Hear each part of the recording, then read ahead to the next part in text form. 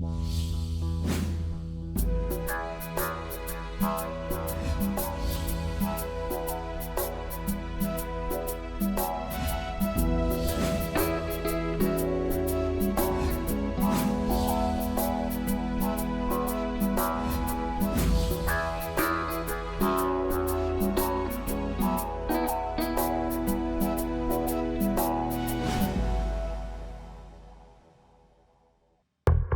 spent a whole lot of my life trying to think who it was. To a point now, I cannot 100% say who it was.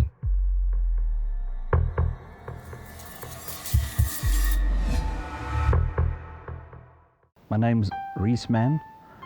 Grew up in a very disciplined household in that authority was never questioned. You had to do as you were told. My father was very emotionally neutral. We never knew if he was angry, if he was sad, if he was happy. And we were also cowboys don't cry. And we didn't, whatever emotions we felt, we were always told that things will be better tomorrow.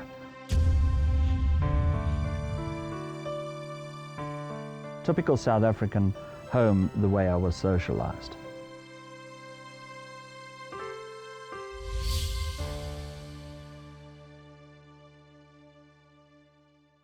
Junior school was probably an absolute awesome part of my life. I thoroughly enjoyed it. Went to a good government school. High school probably was the most traumatic, second most traumatic period of my life, in that a lot of the abuse started. You know, you try to fit into high school, and I had some friends there that I knew from the neighborhood. I didn't play soccer, and some of my friends played a local club, and they went on a soccer tour, and they said, "Don't you want to come along?" And I said, a great opportunity for me to be able to become part of a group. So I said, sure.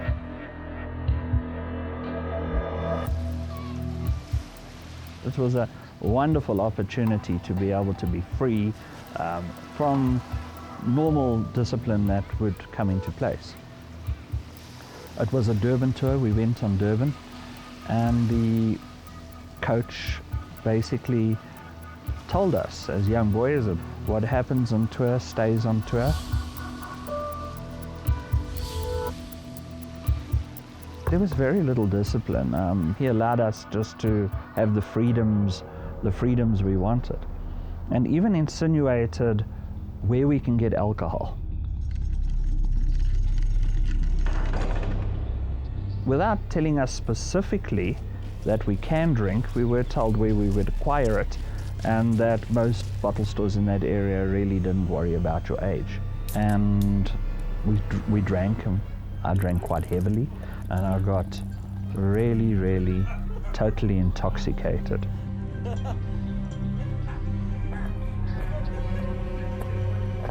Then going back to the hotel, I remember getting into the hotel, and I have very little recollection after that.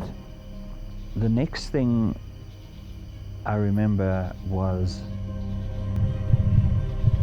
couldn't quite make out who it was, but I certainly know that oral sex was being performed on me.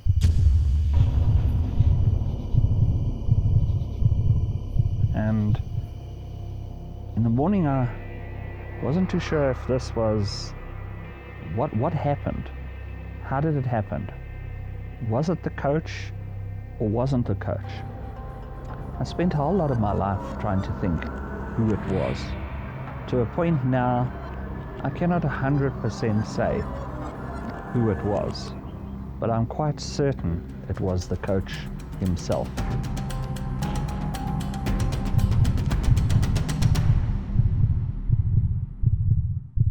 We went back home.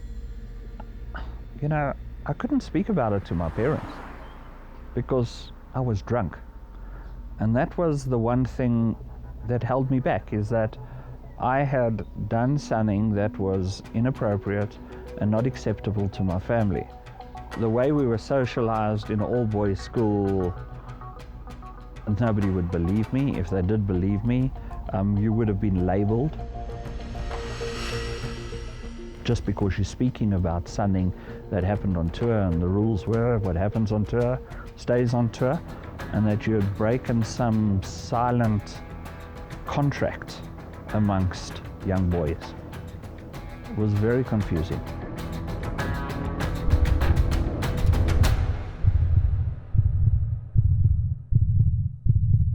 And then we got this new teacher in Standard 9, an Afrikaans teacher who really was committed for us to play serious rugby. And my Afrikaans marks started dropping slowly but surely when he came to the school.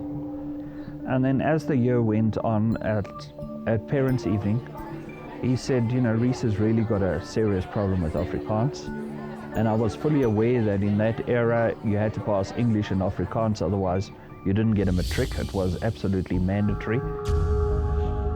And he said that, you know, he's more than willing, he'll take me for extra Afrikaans lessons on a Friday, and that he would be able to see if he could do something with my marks and assist me with my Afrikaans.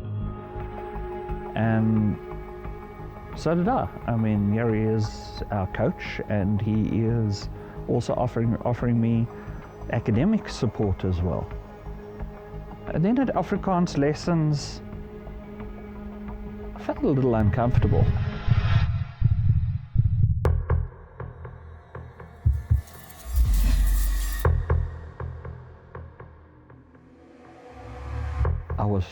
I was well aware. I mean, it shocked me into being totally conscious of what was happening to me. And now being left there just as a piece of meat, as a dead animal, and then walking away.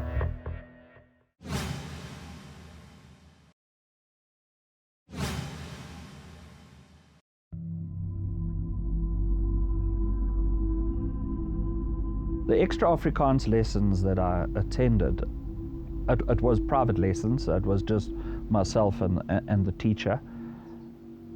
And I used to get a little uncomfortable because it was just standing behind me, and then like that progressed into rubbing my shoulders.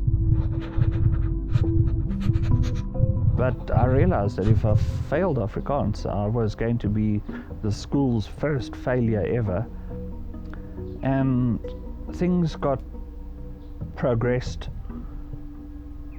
more to a point where I was really very uncomfortable what was happening and really needed to stop.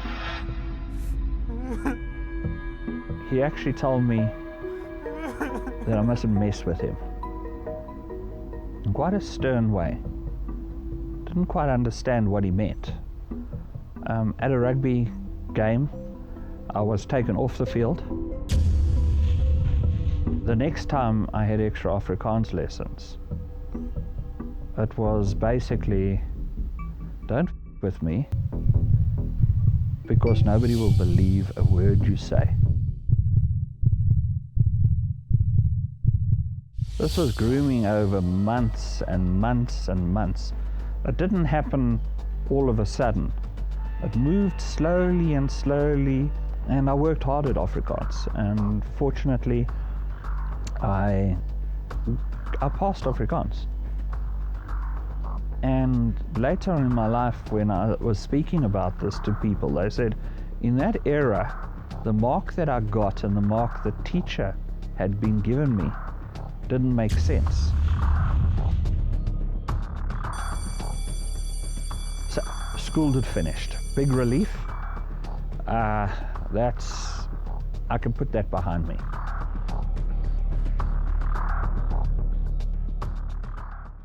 White South Africans, we had to go to the military. I really didn't want to go to the army because it's not in my culture. It's not in my morality. So you had to fill out forms and all of that, and I was interested in aircraft I made everything related to aeroplanes, and I was lucky I got mustered into the Air Force. Then when I was in the Air Force, unfortunately, I had a big mouth.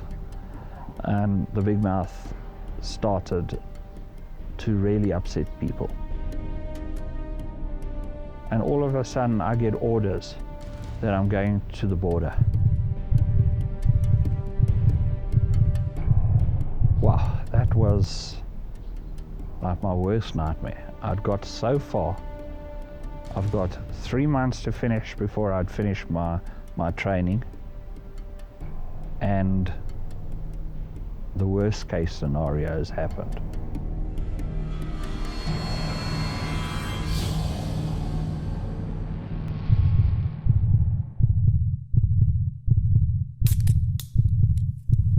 I got drunk once. I just couldn't take this situation again that I was in, and I got hopelessly drunk.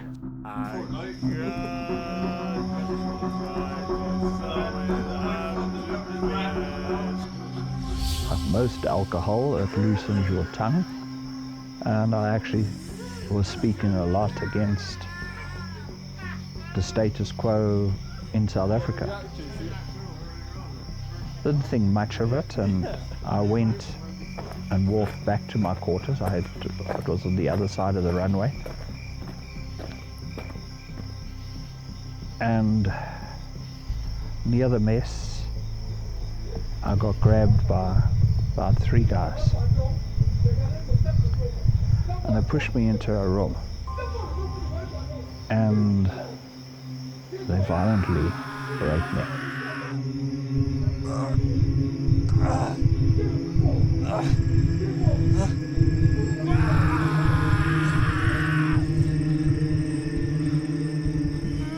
I mean, after it was finished, they left me like a dead dog, like an animal. I was drunk, but now, with what had happened to me, I was well aware. I mean, it shocked me into being totally conscious of what was happening to me. And now being left there just as a piece of meat, as a dead animal, and then walking away.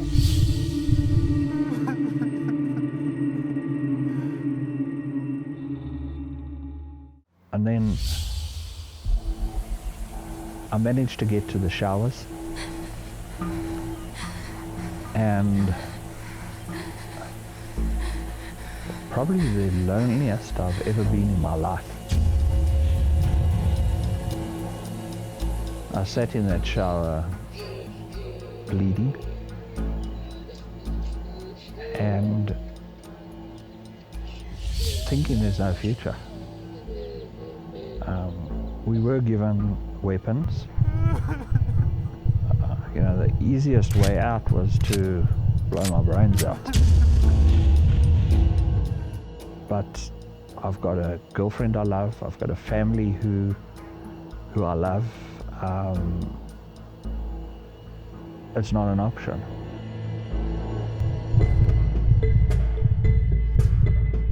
And I was aware that if I had to report it, they would deny that this can happen in the South African military, and that it was probably that I was trying to embarrass the state.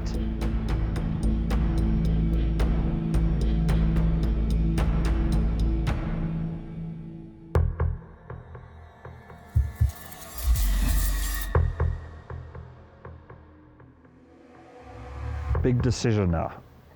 When do I tell my children?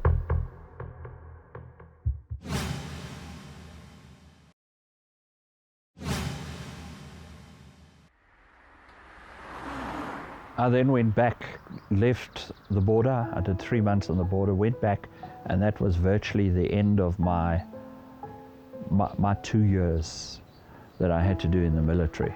When I went back, I was very quiet. I didn't have a big mouth, didn't create any debates, which I used to love to do. As life went on, and I actually managed to forget about it, to put it into the back of my mind, and never affected me, so I thought. Got married to my childhood sweetheart. We had children. And my children never ever slept over at somebody else's house. I was totally petrified of all male groups.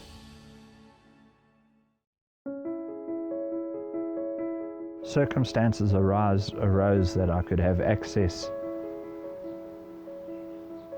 to a psychologist. A lot of the sessions nobody was aware I was going to, because circumstances were so that I could have a business meeting and I can go and see her. And that was the starting point of my journey. Probably an Oscar performance of how everybody around me saw me one way and I saw myself a totally different way. In crowds I'd be jovial, internally I'd feel as lonely as hell.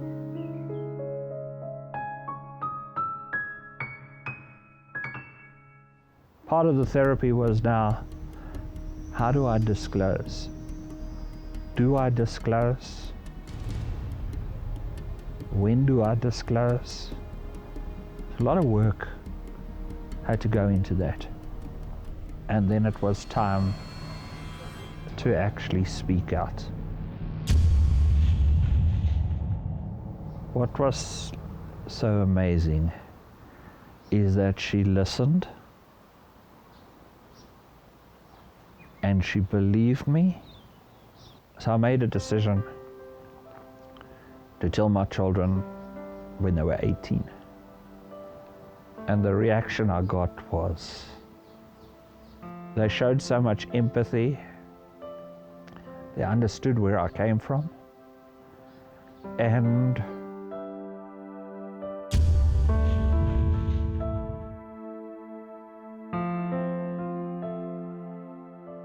our relationship got much better.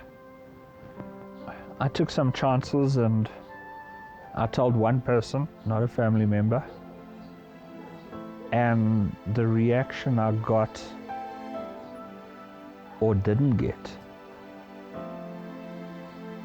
put me back a long way of, should I talk to anybody about it again?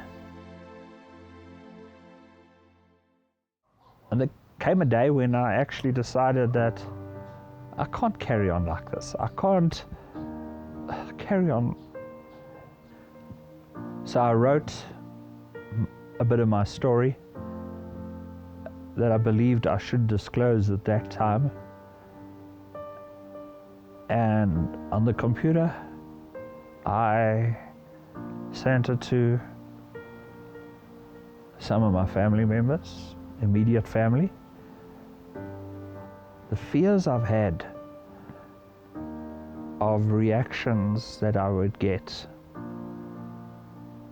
some of those fears were real, but by far the majority of responses I got was about empathy.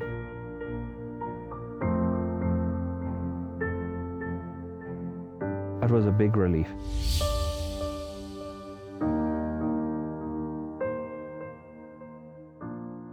Healing process takes a long time, so I was trying to look for help because I can't be the only person in the world. And I searched the internet and I started finding overseas groups. Started realizing that there's many men who have been through the same.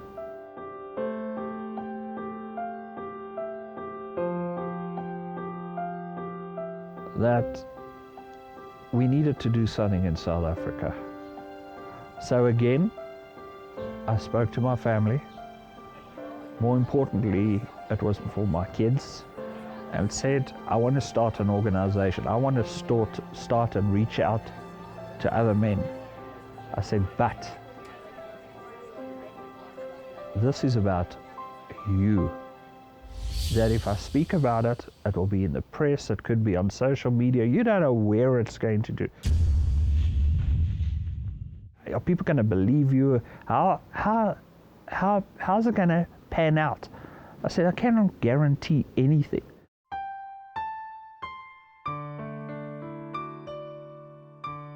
And my daughter said to me,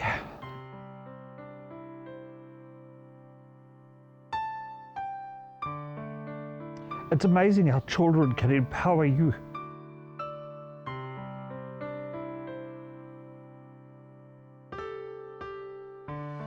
My daughters and wife all said, go for it.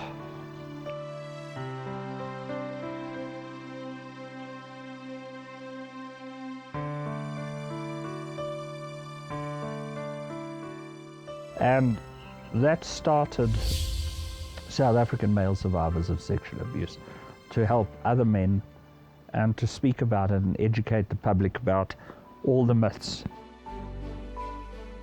So at that point, I had gone from a victim to a survivor to a thriver.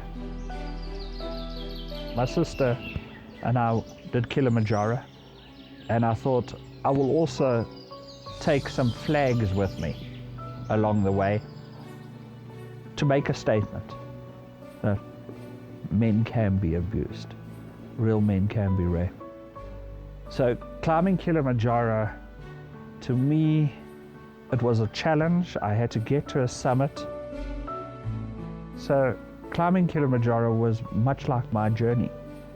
In journey to being able to conquer Kilimanjaro was me like conquering the abuse and the rape that happened to me. A lot of people challenge you on what you must do and how you must feel. And one of them is forgiveness. And I think it's a very, very personal thing. But who have I forgiven? I've forgiven myself for not trusting, for not believing, for questioning, for all the things that I've done to betray myself.